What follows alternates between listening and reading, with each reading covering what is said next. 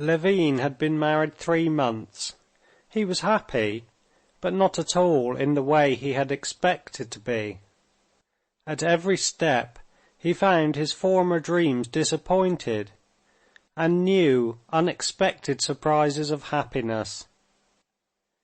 He was happy, but on entering upon family life, he saw at every step that it was utterly different from what he had imagined.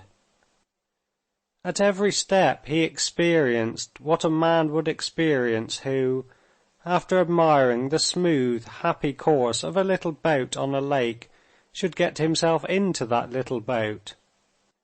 He saw that it was not all sitting still, floating smoothly, that one had to think too, not for an instant to forget where one was floating, and that there was water under one, and that one must row, and that his unaccustomed hands would be sore, and that it was only to look at it that it was easy, but that doing it, though very delightful, was very difficult. As a bachelor, when he had watched other people's married life, seen the petty cares, the squabbles, the jealousy, he had only smiled contemptuously in his heart. In his future married life there could be, he was convinced, nothing of that sort. Even the external forms, indeed, he fancied, must be utterly unlike the life of others in everything. And all of a sudden, instead of his life with his wife being made on an individual pattern, it was, on the contrary, entirely made up of the pettiest details, which he had so despised before, but which now, by no will of his own, had gained an extraordinary importance that it was useless to contend against. And Levin saw that the organization of all these details was by no means so easy as he had fancied before. Although Levin believed himself to have the most exact conceptions of domestic life, unconsciously, like all men, he pictured domestic life as the happiest enjoyment of love, with nothing to hinder and no petty cares to distract. He ought, as he conceived the position, to do his work and to find repose from it in the happiness of love. She ought to be beloved and nothing more. But, like all men, he forgot that she too would want work, and he was surprised that she, his poetic, exquisite Kitty, could, not merely in the first weeks, but even in the first days of their married life, think, remember, and busy herself about tablecloths and furniture, about mattresses for visitors, about a tray, about the cook and the dinner, and so on. While they were still engaged, he had been struck by the definiteness with which she had declined the tour abroad and decided to go into the country, as though she knew of something she wanted and could still think of something outside her love. This had jarred upon him then, and now her trivial cares and anxieties jarred upon him several times. But he saw that this was essential for her, and loving her as he did, though he did not understand the reason of them, and jeered at these domestic pursuits, he could not help admiring them. He jeered at the way in which she arranged the furniture they had brought from Moscow, rearranged their room, hung up curtains, prepared rooms for visitors, a room for Dolly, saw after an abode for her new maid, ordered dinner of the old cook, came into collision with Agafea Mihalovna, taking from her the charge of the stores. He saw how the old cook smiled, admiring her and listening to her inexperienced, impossible orders. how mournfully and tenderly Agafea Mihalovna shook her head over the young mistress's new arrangements. He saw that Kitty was extraordinarily sweet when, laughing and crying, she came to tell him that her maid, Masha, was used to looking upon her as her young lady, and so no one obeyed her. It seemed to him sweet but strange, and he thought it would have been better without this. He did not know how great a sense of change she was experiencing. She, who at home had sometimes wanted some favorite dish or sweets without the possibility of getting either, now could order what she liked, buy pounds of sweets, spend as much money as she liked, and order any pudding she pleased.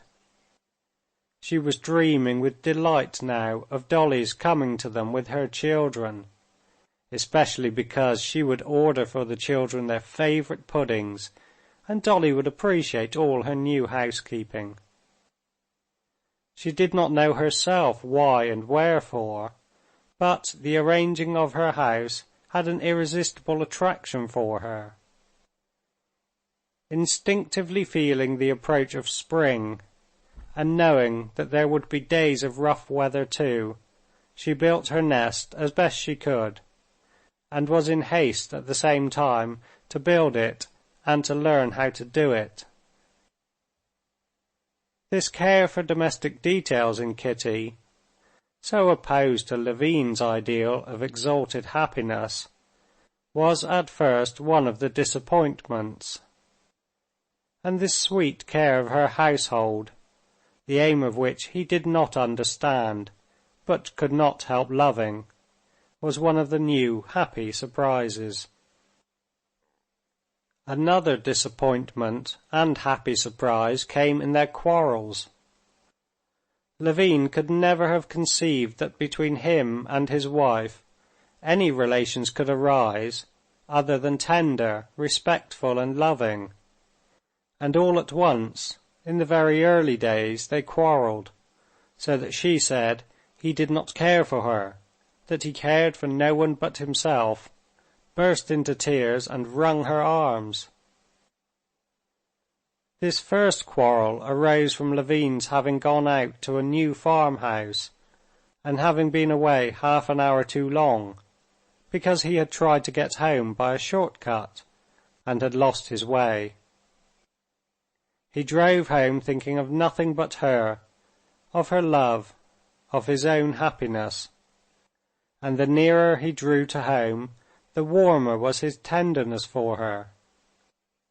He ran into the room with the same feeling, with an even stronger feeling than he had had when he reached the Shtcherbatskys' house to make his offer. And suddenly he was met by a lowering expression he had never seen in her. He would have kissed her. She pushed him away. "What is it?" "You've been enjoying yourself," she began, trying to be calm and spiteful. But as soon as she opened her mouth, a stream of reproach, of senseless jealousy, of all that had been torturing her during that half hour which she had spent sitting motionless at the window, burst from her. It was only then, for the first time, that he clearly understood what he had not understood when he led her out of the church after the wedding. He felt now that he was not simply close to her, but that he did not know where he ended and she began. He felt this from the agonizing sensation of division that he experienced at that instant. He was offended for the first instant, but the very same second he felt that he could not be offended by her, that she was himself. He felt for the first moment as a man feels when, having suddenly received a violent blow from behind, he turns around, angry and eager to avenge himself, to look for his antagonist, and finds that it is he himself who has accidentally struck himself, that there is no one to be angry with, and that he must put up with and try to soothe the pain. Never afterwards did he feel it with such intensity, but this first time he could not for a long while get over it. His natural feeling urged him to defend himself, to prove to her she was wrong.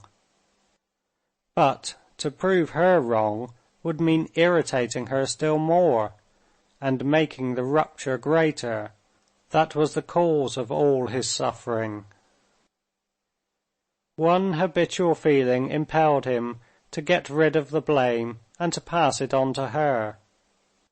Another feeling, even stronger, impelled him as quickly as possible to smooth over the rupture without letting it grow greater. To remain under such undeserved reproach was wretched, but to make her suffer by justifying himself was worse still. Like a man half awake in an agony of pain, he wanted to tear out, to fling away the aching place, and coming to his senses, he felt that the aching place was himself. He could do nothing but try to help the aching place to bear it, and this he tried to do. They made peace. She, recognizing that she was wrong, though she did not say so, became tenderer to him, and they experienced new, redoubled happiness in their love. But that did not prevent such quarrels from happening again, and exceedingly often too, on the most unexpected and trivial grounds. These quarrels frequently arose from the fact that they did not yet know what was of importance to each other, and that all this early period they were both often in a bad temper. When one was in a good temper, and the other in a bad temper, the peace was not broken. But when both happened to be in an ill humour, quarrels sprang up from such incomprehensibly trifling causes that they could never remember afterwards what they had quarrelled about. It is true that when they were both in a good temper, their enjoyment of life was redoubled, but still, this first period of their married life was a difficult time for them. During all this early time, they had a peculiarly vivid sense of tension, as it were, a tugging in opposite directions of the chain by which they were bound. Altogether their honeymoon, that is to say, the month after their wedding, from which, from tradition, Levin expected so much, was not merely not a time of sweetness, but remained in the memories of both as the bitterest and most humiliating period in their lives. They both alike tried in later life to blot out from their memories all the monstrous, shameful incidents of that morbid period, when both were rarely in a normal frame of mind, both were rarely quite themselves. It was only in the third month of their married life, after their return from Moscow, where they had been staying for a month, that their life began to go more smoothly. End of chapter 14.